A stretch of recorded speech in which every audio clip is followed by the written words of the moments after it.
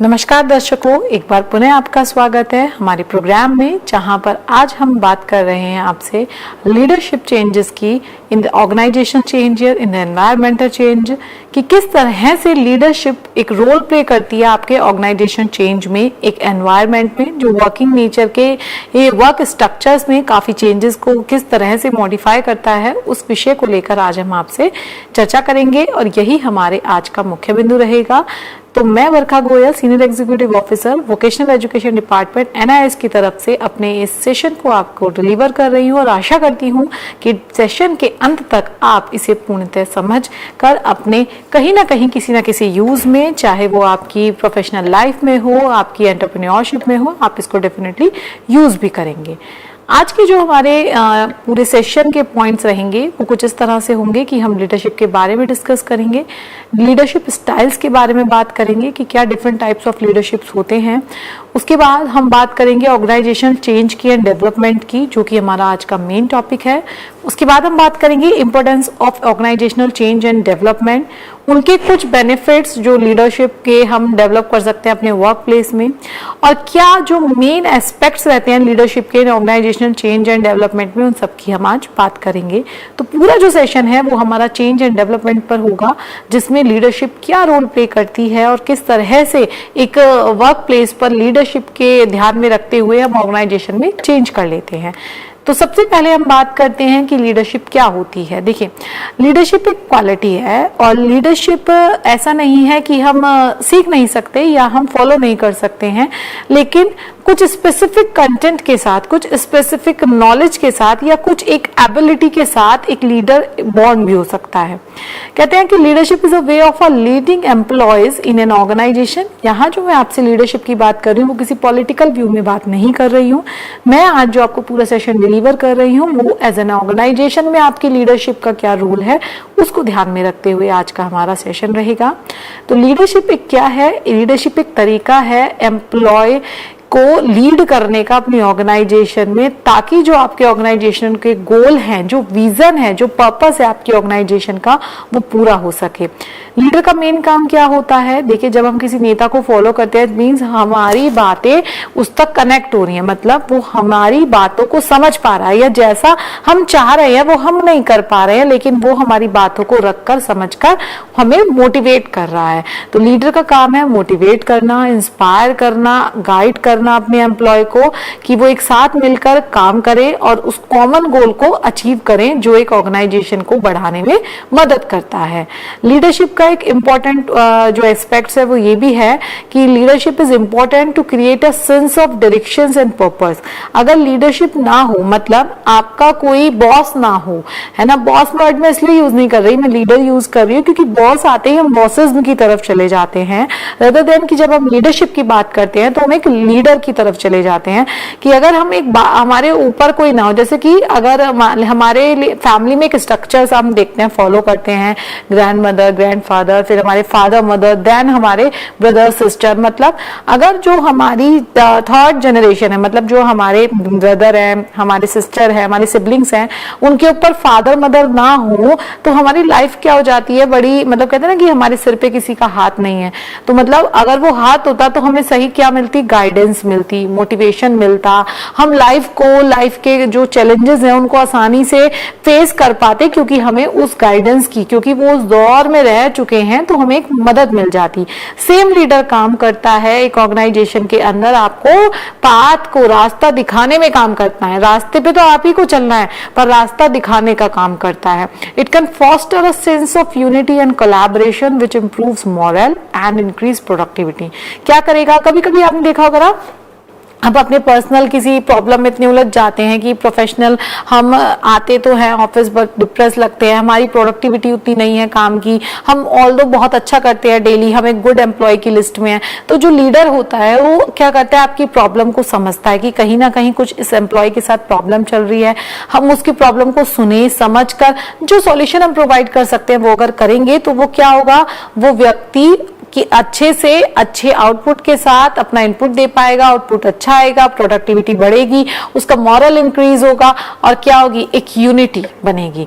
और जब यूनिटी बनेगी तो अंडरस्टैंडिंग बनेगी, और अंडरस्टैंडिंग बनेगी तो हम अपने विजन को अचीव कर पाएंगे। इसी गोल के साथ हम एक अच्छी लीडरशिप को एंजॉय भी कर सकते हैं, क्योंकि हम कहते हैं ना बॉसेस में एंजॉय नहीं होता, क्योंकि वहां पे सिर्फ एक इंडिविजुअल सेंट्रिक अप्रोच हम कहीं ना कहीं ध्यान रखते हैं। लेकिन जब लीडरशिप की बात करते हैं तो एज अ होल हम पूरे सर्कल को लेकर चलते हैं। एक सिंगल पर्सन सिर्फ रिप्रेजेंटेटिव का काम करता है, बट डज नॉट कि वो पूरी इकोनॉमी होल्ड कर सकता है, वो पूरा बिजनेस चला सकता है, ऐसा नहीं हो सकता है। सबको साथ लेके चलना होता है, यही एक लीडर की एक अच्छी क्वालिटी होती है।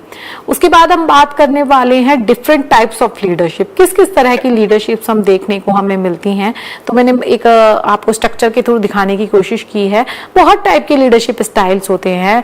कोई लीडर के इमोशनल है, कोई लीडर अपनी बातों को मतलब डोमिनेटिंग नेचर तो है, लेकिन वो इस तरह से अपनी बात आपसे कन्वे करेगा कि आप खुद ही उसकी बात मान जाएंगे। ये भी एक स्टाइल्स ऑफ लीडरशिप के अंदर होता है। पार्टिसिपेटिंग है, इन्वॉल्व होना पसंद करता है, लोगों से की बातों को सुनना समझ पसंद करता है। ट्रांसफॉर्मेशनल है, ट्रांजेक्शनल है, ऑथोरिटेटिव है, डेलिकेटिव है, सर्वेंट लीडरशिप है। सारी लीडरशिप पर हम बात करेंगे।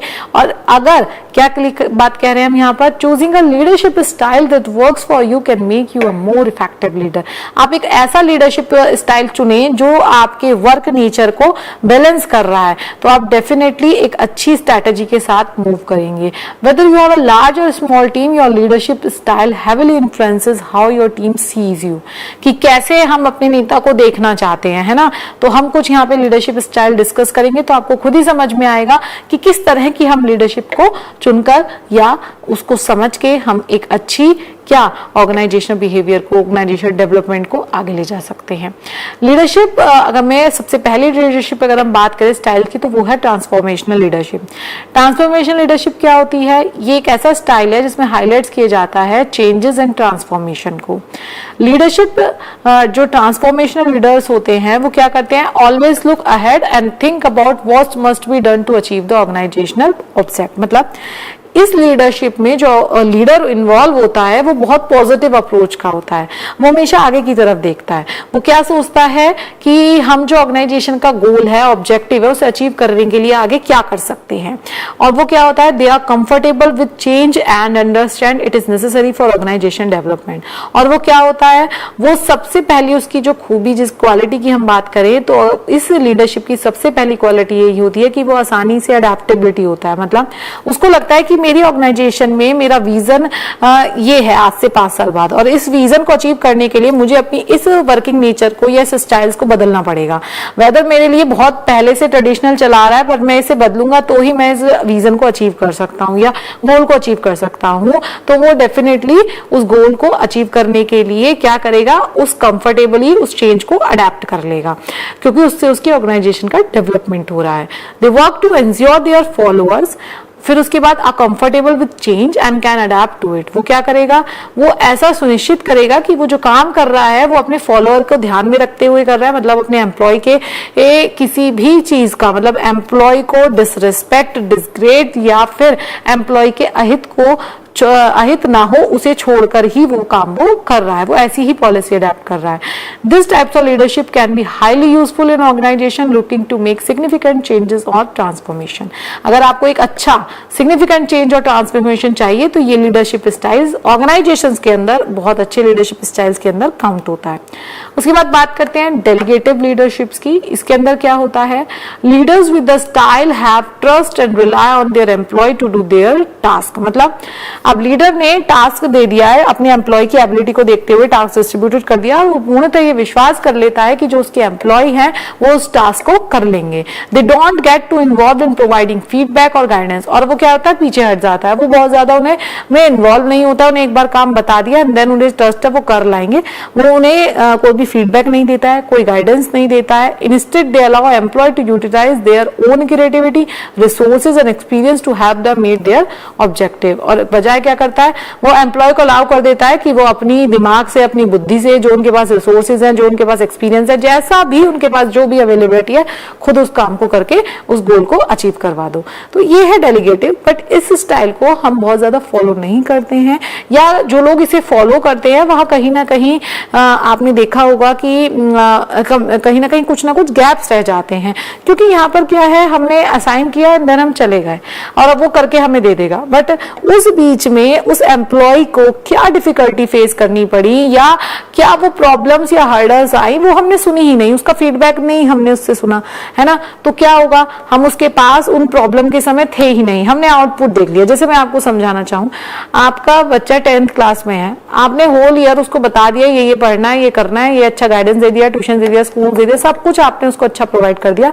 और आपने कह दिया कि आप 10th क्लास के एट द एंड जब रिजल्ट आएगा हमें 90+ स्कोरिंग आपसे चाहिए।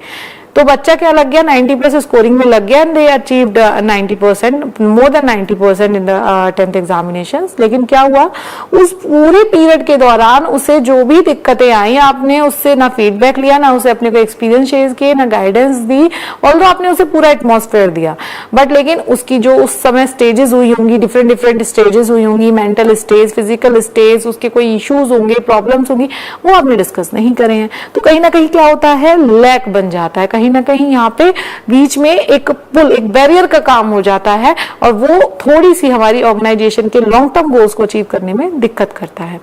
उसके बाद है अथॉरिटेटिव लीडरशिप्स। ये लीडरशिप स्टाइल क्या कहता है, जो अथॉरिटेटिव लीडर्स होते हैं, जो इस स्टाइल को फॉलो करते हैं, वो यूजुअली रेफर करते हैं to as a visionary. Vision को देखकर लीडर, लॉन्ग टर्म पर्सपेक्टिव में ये लीडरशिप काम आती है। Leaders who adopt this style consider themselves to be the mentors of their followers.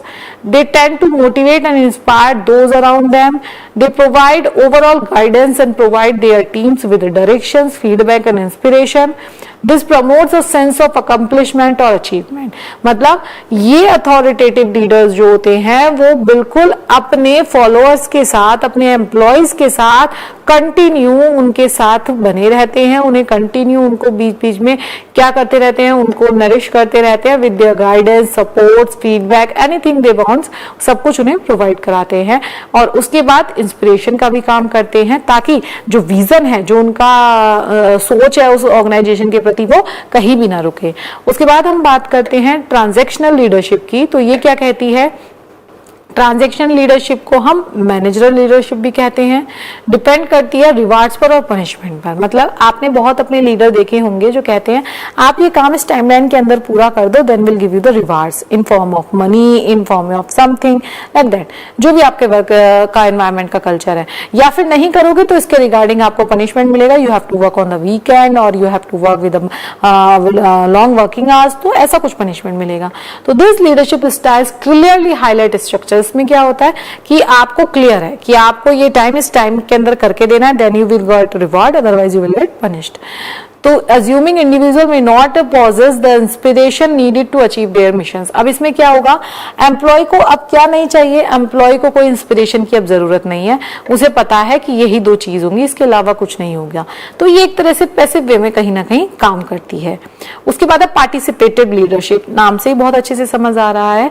Also known as, इसको डेमोक्रेटिक लीडरशिप भी कहते हैं। This leadership style motivates leader to listen to their employee, अपने एम्प्लॉय की सुनना। कहते हैं ना कि आप जब तक नहीं सुनोगे सामने वाले की, सिर्फ अपनी बात बता दोगे और आउटपुट की अपेक्षा कर लोगे, तब तक कुछ नहीं हो सकता है। अब मान लीजिए मेरा बॉस कह दे कि आपको 1 घंटे के अंदर मुझे 10 लेटर टाइप करके देने हैं, और हमारे पास क्या नहीं है, इक्विपमेंट नहीं है, सिस्टम नहीं है ना, और या फिर हमारे पास एबल कोई पर्सन नहीं है टाइपिंग में, तो नहीं करके दे सकते हैं। तो आपको उनकी प्रॉब्लम को सुनना पड़ेगा, इन्वॉल्व होना पड़ेगा उनके साथ, इन्वॉल्व दैम, उन्हें भी इन्वॉल्व करना पड़ेगा अपने डिसीजन मेकिंग प्रोसीजर में। आपने बहुत ऐसे लीडर देखे होंगे ना, जब वो कोई डिसीजन लेने वाले होते हैं तो आप सबकी, अपने एम्प्लॉयज की, अपने फॉलोअर्स की भी एक राय ले लेते हैं, एक व्यूज ले लेते हैं कि उस पॉइंट को लेकर, उस विषय को लेकर उनका क्या आउटपुट होता या क्या डिसीजन होता। उसके बाद वो अपने डिसीजन को बता देते हैं, बट वो सबके डिसीजन को कहीं ना कहीं फॉलो कर लेते हैं। This leadership style requires leader to be inclusive, use good communication skills. लोगों का नेता लोगों के बीच में से लोगों के लिए, तो ये उस लाइन को फॉलो करती हुई लीडरशिप होती है। And crucially be able to share control and responsibilities, ये भी कहीं ना कहीं इसका एक गुड नेचर हो जाता है। उसके बाद आती है सर्वेंट लीडरशिप। इस लीडरशिप के अंदर स्टाइल्स के अंदर क्या है, place the requirements of other first, है ना, दूसरों की रिक्वायरमेंट को पहले समझा जाएगा। It highlights building a strong relationship with those around you, जो आपके आसपास हैं उनके साथ आपका अच्छा रिलेशनशिप होगा। And concentrate on helping them to reach their full potential, और आप पूरा इस बात का ध्यान रखेंगे कि आप उनको मदद करने के लिए जितनी अपनी संभव आपकी प्रयास हो सकते हैं आप उनके लिए करेंगे। A leader require understanding the pupil you are working with and developing their abilities while setting a good example and understanding their personal goal भी हो सकते हैं उनके कुछ, क्योंकि वो उनके आसपास के क्लोज सर्कल में से होते हैं, इसीलिए इसको सर्वेंट लीडरशिप कह देते हैं, जिसको हम चापलूसी टाइप हिंदी में हम वर्ड यूज कर लेते हैं।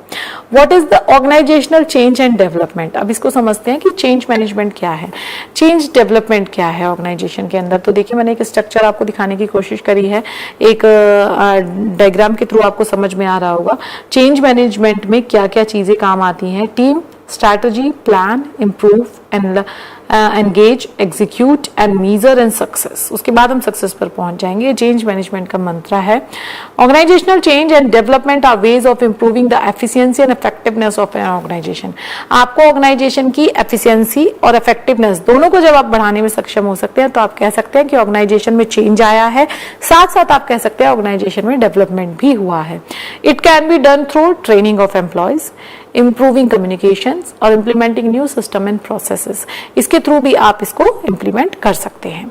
उसके बाद अगर हम बात करें इंपॉर्टेंट ऑफ ऑर्गेनाइजेशनल चेंज, क्यों जरूरी है ऑर्गेनाइजेशन में बदलाव। देखिए जब कोई नई टेक्नोलॉजी आती है तो हमें उस टेक्नोलॉजी को अडॉप्ट करना पड़ता है, अदरवाइज हम पीछे रह जाते हैं। तो ये एक ऑर्गेनाइजेशनल चेंज है और उसको अडॉप्ट करते ही हमारे आउटपुट में, प्रोसेसिंग में कुछ इंक्रीमेंट हो जाए तो ये ऑर्गेनाइजेशन का डेवलपमेंट है। तो ऑर्गेनाइजेशन चेंज एक प्रोसेस है that can also be used to improve communication. आपकी कम्युनिकेशन अच्छी हो रही है, ऑर्गेनाइजेशन की टीम वर्क अच्छा हो रहा है, वर्क नेचर में हमारा कुछ भी अच्छा हो रहा है। उसके cultural and overall performance with an organization. It involves analyzing the current circumstances of the organization and making refinement plans. Organization change may involve training, इसमें ट्रेनिंग हो सकती है एम्प्लॉय की, new approaches and improving current processes, ये भी हैं। उसके बाद अगर हम बात करें ऑर्गेनाइजेशन चेंज की, वो इसलिए भी जरूरी है बिकॉज ये मदद करता है ऑर्गेनाइजेशन की टू अडेप्ट करने में and prosper in a rapidly change environment. हमारा एनवायरनमेंट बहुत तेजी से बढ़ रहा है, तो अगर आप ऑर्गेनाइजेशन चेंज में उसके अकॉर्डिंग, एनवायरनमेंट के अकॉर्डिंग चेंज लाते हैं तो आप जल्दी से रैपिडली क्या कर लेंगे, ग्रो भी कर लेंगे। उसके बाद कुछ की बेनिफिट्स क्या हैं लीडरशिप के एंड ऑर्गेनाइजेशनल डेवलपमेंट के आपके वर्क प्लेस पर। हम बात कर रहे हैं आपके ऑफिस के नेचर के, ऑर्गेनाइजेशन के रिगार्डिंग। सबसे पहला है to establish direction and vision.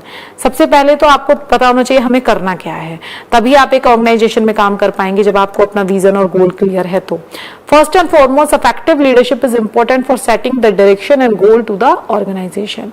Strong leaders can communicate the organisation mission. आपके ऑर्गेनाइजेशन का क्या मिशन है, जब ये ऑर्गेनाइजेशन बना तो किस मिशन के साथ बना, उस मिशन को लेके चले। आपने बहुत बार देखा होगा जब हम कोई ऑर्गेनाइजेशन बनता है उसको कुछ मिशन होता है, लेकिन बनने के बाद वो मिशन कहाँ चला जाता है पता ही नहीं, मतलब वो अपने मिशन से भटक जाते हैं। तो ऐसे में आप डेवलपमेंट की आशा नहीं कर सकते हैं। Organisation mission and goal are and ensure all employee understand and work towards the same objective, कि वो सब हमें ये देखना होगा सारे एम्प्लॉय उसी गोल को अचीव करने के लिए काम कर रहे हैं, खुद का कोई पर्सनल गोल या एजेंडा के साथ तो काम नहीं हो रहा है। मेक स्ट्रेटेजिक डिसीजंस लेने होंगे आपको। लीडर को डिसीजन लेने ही होते हैं और वो डिसीजन समहाउ कभी वो फेवर में हो सकते हैं, कभी वो अनफेवर में हो सकते हैं, लेकिन वो किसी पर्सन के फेवर या अनफेवर में हो सकते हैं, लेकिन ऑर्गेनाइजेशन के ऑलवेज फेवर में ही होने चाहिए। तो आपको एक स्ट्रेटेजिक कड़े डिसीजन लेने पड़ते हैं। Leaders with strong ability can comprehend intricate details and take well informed action for the organisational sake. Organisation के ध्यान में रखते हुए ऑर्गेनाइजेशन के लिए लेने होते हैं।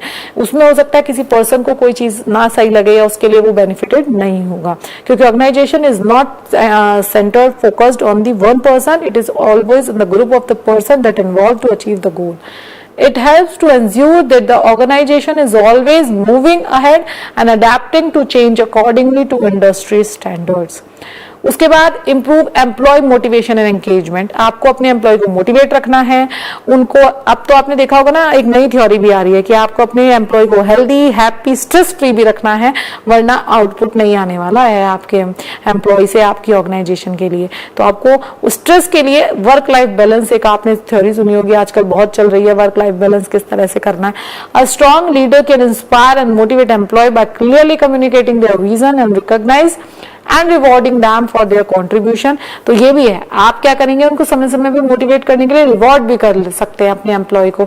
It helps gate employees more involve and keep them around. आपने एक टास्क दे दिया, उस टास्क में से कहा कि जो बेस्ट परफॉर्मर होगा हम उनको कुछ रिवॉर्ड देंगे। Reward in terms of money भी हो सकता है, या हम उनको कहीं कोई हेल्थ पैकेज दे देंगे, या हमको इनको टूर प्लान कर देंगे। तो वो भी एक तरह से स्ट्रेस भी फ्री हो जाएगा वो पर्सन, और उसकी जो एफिशिएंसी है जब वो उसके बाद वर्क पर आएगा तो वो इंक्रीज भी हो जाएगी, और बाकी एम्प्लॉय के लिए मोटिवेशन का काम भी हो जाएगा कि नेक्स्ट टाइम वो सोचेंगे कि हम भी कुछ आउटपुट अच्छा करेंगे, तो then we also get some packages and some attractive motivation like in terms of money और career progression path. It helps get employee more involved and keep them around, which greatly affects how well the organization performs. तो ये छोटी छोटी बातें हैं जो एक नेता, एक लीडर ध्यान रखता है एक प्रोडक्टिविटी को बढ़ाने में अपने ऑर्गेनाइजेशन की। Build a strong organizational culture. A good leader helps to foster a positive, inclusive and a supportive environment by providing guidance and direction. आपके लीडर ऐसा होना चाहिए कि हम अगर अपनी बात कहना चाहते हैं तो हम बिना सोचे समझे अपनी बात कह सकते हैं, कि एम्प्लॉय कह सकता है अपने लीडर से वो बात कि हाँ मेरी बात का कोई सॉल्यूशन तो मिल सकता है, या एटलीस्ट उस बात से जो मुझे एंजाइटी हो रही है वो एंजाइटी तो मेरी खत्म हो सकती है। This help foster a sense of community among employees, increasing cooperation and productivity. उसके बाद promote change and growth. Change and growth को हम कहते हैं ना कि कुछ नया हमें चेंज करना पड़ेगा तो हम ग्रोथ को प्रमोट कर जाएंगे। Leadership development is essential to developing skills in leaders for managing change and growth. कुछ बदलाव आने के बाद आपको उसे एक्सेप्ट करना पड़ेगा। देखो, एक बदलाव की एक छोटी सी परिभाषा मैं आपको समझाती हूँ, अगर आप बहुत बेसिक लेवल पे समझते हैं। आपने अपने घर में अपने बेडरूम का एक स्ट्रक्चर डिफाइन किया हुआ है, या अपने लिविंग एरिया का एक स्ट्रक्चर डिफाइन किया हुआ है। आप यूज्ड टू, आप आएंगे तो अगर लाइट भी नहीं होगी तो आप अंधेरे में सिट कर जाएंगे कि हाँ ये मेरा डाइनिंग एरिया है, ये मेरा लिविंग एरिया है, यहाँ मेरा सोफा सेट है, यहाँ मेरा टीवी है, मैं इजीली बैठ सकता हूँ। लेकिन सडन क्या हुआ, आप घर से 4-5 दिन के लिए गए और उसके बाद आए तो आपके ड्राइंग रूम का स्ट्रक्चर चेंज था, मतलब सोफे की डायरेक्शन चेंज थी या डाइनिंग टेबल का डायरेक्शन चेंज था, कहीं कुछ इधर उधर मूवमेंट हो गया। तो आपको क्या लगा, समहाउ वो चेंज अच्छा भी हो सकता है बट आपको उसको अडेप्ट करना पड़ेगा। अडेप्ट करने के लिए थोड़ा सा टाइम लगेगा, 2-4 दिन आप उसमें यूज्ड हो जाएंगे, देन आप फिर अंधेरे में कहीं भी बैठ सकते हैं कि आपको सोफा पता चल जाएगा। तो क्या हुआ कि आपको वो चेंज अडेप्ट करने की आदत हो। पर कुछ लोग क्या करते हैं, नहीं वो चेंज नहीं, वो पहले वाला अच्छा है, पहले वाला अच्छा है, और जैसा है वैसे रहने दो, जैसा है वैसे रहने दो। तो ये क्या है, एक लीडर की क्वालिटी होती है कि वो देख लेता है कि समय के अनुसार मेरी ऑर्गेनाइजेशन के लिए, उसके एम्प्लॉयज के लिए या मेरे विजन और गोल को अचीव करने के लिए क्या जरूरी है, तो वो वैसे ही चेंज को मैनेज कर लेता है और ग्रोथ उसकी हो जाती है। Strong leaders can lead the organisation through the changes and ensure that the organisation remains competitive and relevant.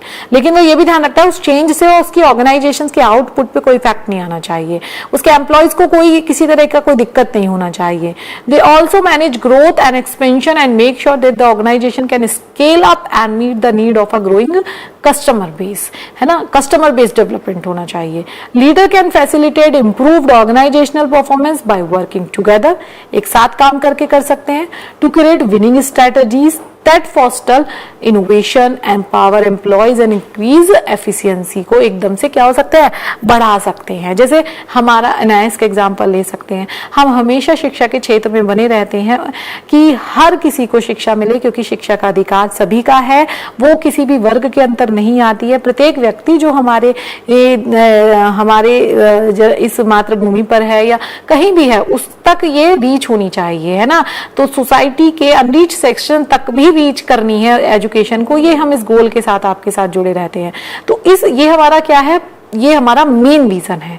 इस विजन के लिए हम कभी कुछ पॉलिसी चेंज कर सकते हैं, कुछ पॉलिसी अडेप्ट कर लेते हैं, लेकिन हम देखते हैं कि हमारा विजन है उस पर इफेक्ट नहीं आना चाहिए, तो वो पॉलिसी हम अडेप्ट कर सकते हैं और उससे अपनी ऑर्गेनाइजेशन को ग्रो करा सकते हैं। तो जैसे हमने क्या देखा, कोविड में देखा कि हमें पता चला कि सब कुछ बंद है, हम जाकर शिक्षा नहीं ले सकते, तो एक ऑनलाइन वे है, ऑनलाइन मीडियम है जिसके थ्रू हम क्या कर सकते हैं, हम एजुकेट हो सकते हैं, हम अपनी एजुकेशन को बिना समय की रुकावट के साथ बढ़ा सकते हैं। तो हमने इसको चेंज किया, हमने क्या किया, हमने ब्लेंडेड लर्निंग, हाइब्रिड लर्निंग इन मोड्स के थ्रू एजुकेशन को ऑफलाइन और ऑनलाइन करके इजीली एक्सेस कराया। तो ये क्या है, चेंज को हमने प्रमोट करा और हमने देखा कि ग्रोथ रेट थोड़ा बढ़ गया है, क्योंकि ऐसे कितनी सारी हमारी वुमेन्स हैं जो फैमिली के प्रेशर में आके या फैमिली रिस्पॉन्सिबिलिटीज में आके अपनी एजुकेशन को या तो छोड़ देती हैं या नहीं कर पाते हैं, लेकिन ऑनलाइन मोड से वो घर बैठ के भी पढ़ सकते हैं, है ना। और आपने देखा होगा कि अब वर्क फ्रॉम होम का भी एक ट्रेंड आ गया है कि आपको कोई प्रॉब्लम है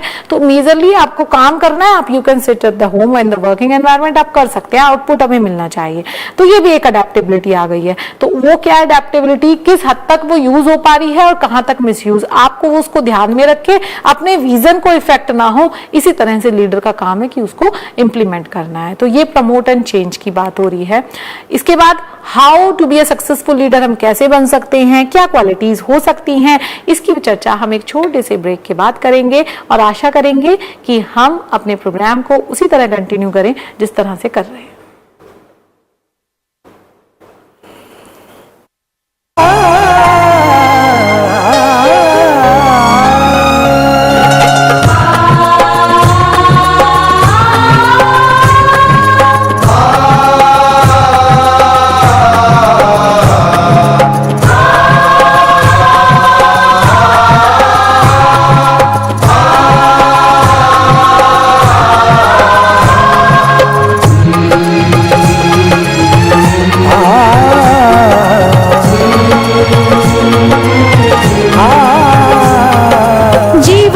प्रकाशित करने, राहों को आलोकित करने,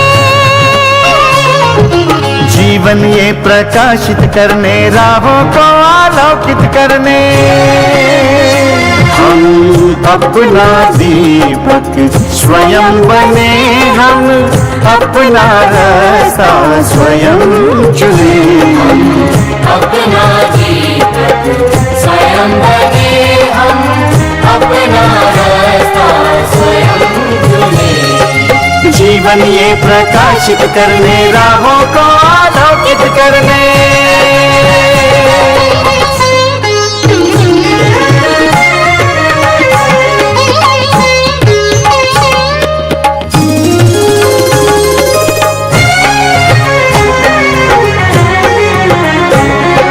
धन साधन समय की सीमा से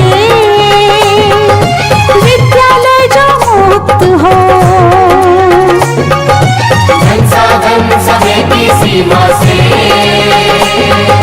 विद्यालय जो मुक्त हो,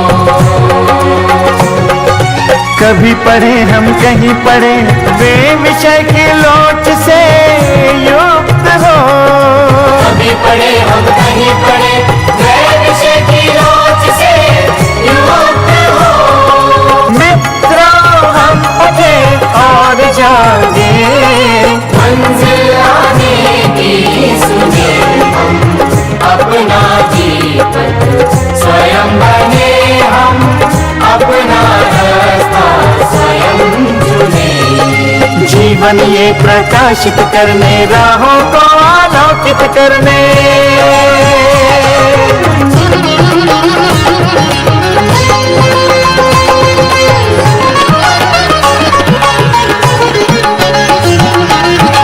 राष्ट्रीय मुक्त विद्यालय का है द्वार खुला सबकी भागे, शिक्षा परीक्षा का अवसर एक बार ही क्यों मिलता फिर, शिक्षा परीक्षा का अवसर एक बार ही क्यों मिलता फिर, दुनिया में इसके केंद्र बात, कोई मन चाहा केंद्र चुने, हम अपना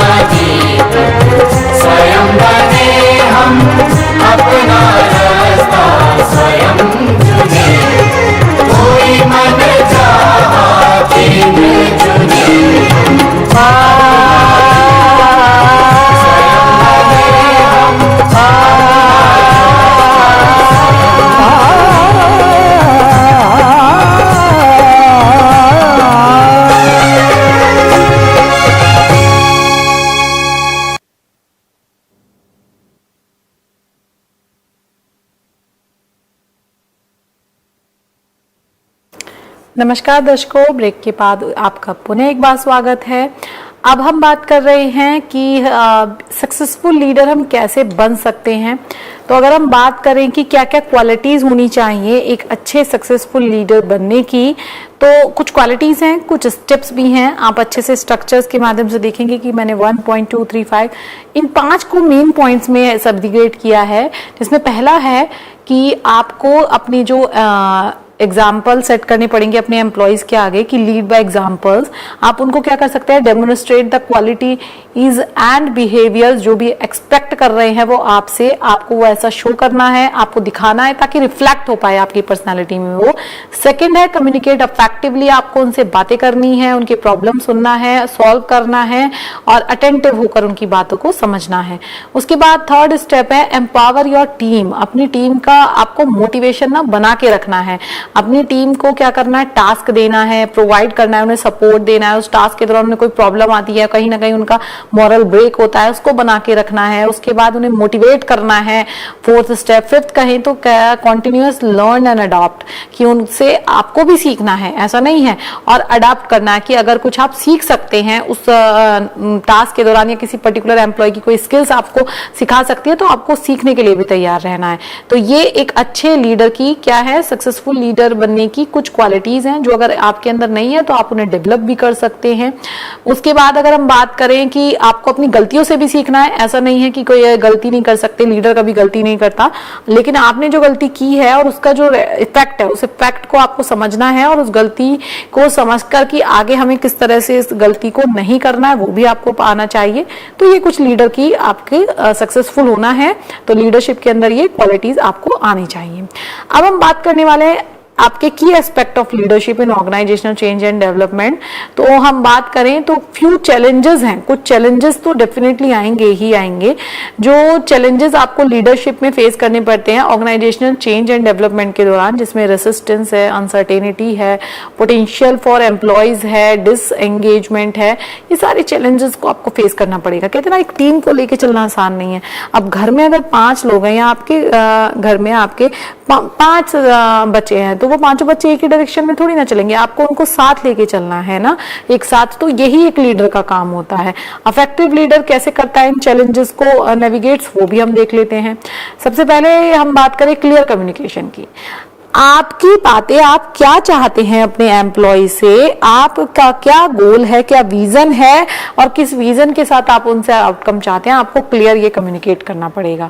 तो leader must communicate transparently and constantly keeping employ informed about the reason, और उस दौरान कोई अपडेट भी आती है तो भी आपको उन्हें बताना ही होगा अपनी ऑर्गेनाइजेशन के ओवरऑल डेवलपमेंट के लिए। उसके बाद सेकेंड है एम्पैथी एंड इमोशनल इंटेलिजेंस। आपको उनके प्रति एम्पैथी भी रखनी पड़ेगी, है ना, इमोशनली भी अटैच होना पड़ेगा, अदरवाइज आप नहीं उनकी बातें समझ सकते हैं ना। आपने काम तो दे दिया, मुझे शाम तक करके देना है, बट किसी एम्प्लॉय के कोई मिसहैपनिंग हो गई है, कोई उसको ट्रेजेडी हो गई है फैमिली में, उसका मेंटल स्टेबिलिटी उस समय उतना नहीं है कि वो काम कर पाए, तो आपको समझना पड़ेगा ये सारे reason. Understanding the concern and the emotions of employees is crucial. Empathic leaders all acknowledge the impact of change on individual and demonstrate emotional intelligence in managing reactions and resistance. आपको मैनेज करना पड़ेगा उसको। उसके बाद next आता है adaptability. Leader must be flexible होना चाहिए, अडेप्टेबल होना चाहिए। एनवायरमेंट में कुछ भी बदलाव आ रहे हैं तो वही उन्हें अडेप्ट करने वाला आना चाहिए। Adjusting strategies based on feedback and changing circumstances.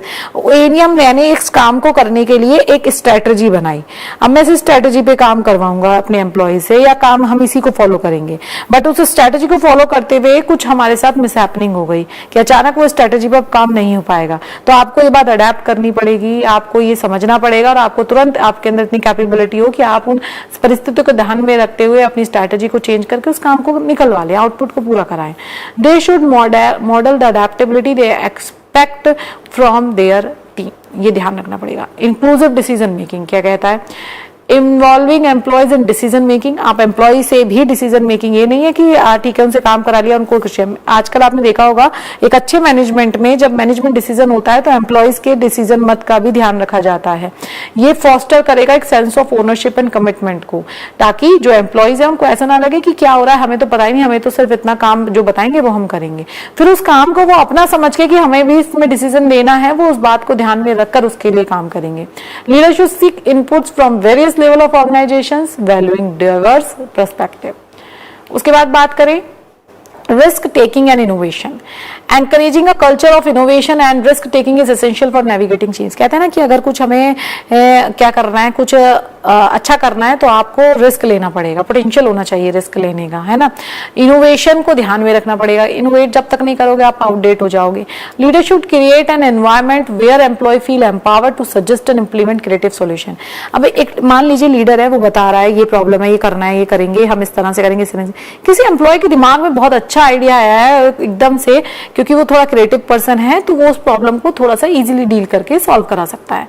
लेकिन हमें क्योंकि लीडर ने उतना ओपन जो नहीं दिया है तो हम कुछ कह ही नहीं पाते हैं, तो वहां पर आपको उसे स्पेस देना होगा, वो उसके अंदर इतना सोचना ना हो, वो सोचे कि हाँ मैं कुछ सजेशन दे सकता हूँ, हम फ्री अप सेशन के अंदर है, तो आप वो आराम से आपको सेशन देगा, तो आपकी प्रॉब्लम का सॉल्यूशन थोड़े अच्छे क्रिएटिव वे में निकल जाएगा, इजी सपोर्ट्स के साथ निकल जाएगा। तो ये भी होना चाहिए। सपोर्ट एंड रिसोर्सेज होने चाहिए, प्रोवाइडिंग अ नेसेसरी रिसोर्स। अब आपने उनको बता दिया करना है, उसमें उसकी आप जितनी मदद कर सकते हैं, आपके पास कोई रिसोर्स है तो आप उन्हें प्रोवाइड कर दीजिए, ट्रेनिंग प्रोवाइड कर दीजिए, सपोर्ट प्रोवाइड कर दीजिए। Leader should ensure employ have the tools and knowledge to succeed in the new environment. Leader को ये भी पता होना चाहिए कि एम्प्लॉय के पास टूल है, जैसे मैंने बताया 1 घंटे के अंदर 10 लेटर टाइप करने हैं, पर मेरे पास सिस्टम ही नहीं है, कहां से टाइप हो पाएंगे, इंटरनेट नहीं है, इलेक्ट्रिसिटी नहीं है, सिटिंग नहीं है, चेयर नहीं है, कहां से हो पाएंगे, नहीं हो पाएंगे। तो उसको पता होना चाहिए कि उनके पास क्या इक्विपमेंट है, क्या सोर्स है, क्या ह्यूमन सोर्स है, क्या नॉन ह्यूमन रिसोर्स है, सब पता होना चाहिए, और उसकी व्यक्ति की एबिलिटी क्या है। मॉनिटरिंग प्रोग्रेस, अब वो ये नहीं है चला गया इंस्ट्रक्शन देखे, वो ये देखेगा टाइम टू टाइम कि उस का चीज पर उस पर क्या वर्क हो रहा है, और अगर वर्क नहीं हो रहा है तो प्रॉब्लम कहां आ रही है, मैं उस प्रॉब्लम को किस तरह से दूर करूंगा, ये मॉनिटरिंग है। इफेक्टिव लीडर एस्टैब्लिश की performance indicators and regularly monitor progress. This enables them to make informed decision, address challenges promptly, तुरंत वो आपके चैलेंजेस को एड्रेस कर देंगे, एंड सेलिब्रेट अचीवमेंट। उसके बाद अगर हम बात करें कंक्लूजन क्या निकला है इन सबका, तो लीडरशिप का समअप क्या निकला। समअप ये है कि leadership is organised in organisational change and development is an important component of any successful business. The right ability to lead effectively, कि क्या है सबसे मेन लाइन यही है, right ability to lead effectively, inspire and motivate the employ, create a positive work culture. आपका जो work culture है वो पॉजिटिव थॉट्स के साथ, पॉजिटिव एनर्जी के साथ होना चाहिए। ये उस वर्क नेचर में कहीं भी नेगेटिविटी नहीं होनी चाहिए, वरना टीम इफेक्ट हो जाएगी, टीम नहीं बन पाएगी, और आपका जो वर्क है जो टुगेदर को डिफाइन करता है वो टुगेदर को डिफाइन नहीं करेगा। And develop the right changing organisational strategies are essential. आपको ये भी देखना होगा कि मुझे कौन सी ऑर्गेनाइजेशन स्ट्रैटेजीज फॉलो करनी है कि मैं मैक्सिमम यूटिलाइजेशन कर पाऊं अपनी मैन पावर का, for companies to success in today competitive environment. आज के जो कॉम्पिटिटिव एनवायरनमेंट है उसे में सक्सीज होने के लिए, सफल होने के लिए, कंपनी को सर्वाइव करने के लिए किस ऑर्गेनाइजेशन स्ट्रैटेजी को फॉलो करना है, उसके लिए उसके पास क्या रिसोर्सेज है, और उन रिसोर्सेज का कैसे यूटिलाइजेशन करना है, ये सब लीडर के ऊपर डिपेंड करता है ना। हम कह देते हैं काम थोड़ी करना है, बहुत काम तो हम कर रहे हैं, लेकिन लीडर का काम क्या है, लीडर का काम ये है जो मैंने आपको बताया। It's not an easy task, ये इजी जॉब भी नहीं है ना, ये इजी टास्क है, क्योंकि आपको सबको लेकर चलना है, और सबके लेने के बाद आपके ऑर्गेनाइजेशन के विजन को भी ध्यान में आपको रखना है, तभी आप डेवलप कर पाएंगे। और ऑर्गेनाइजेशन का डेवलपमेंट होगा तो उसमें काम करने वाले लोगों को भी डेवलपमेंट के लिए आपको मोटिवेट करना है। तो ये सब की जिम्मेदारी एक अच्छे लीडर के ऊपर होती है, वो किस स्ट्रैटेजी को फॉलो करे उसी के ऊपर है, पर वो स्ट्रैटेजी फॉलो करते वक्त सारे एक्सपर्ट्स को ध्यान में रखेगा।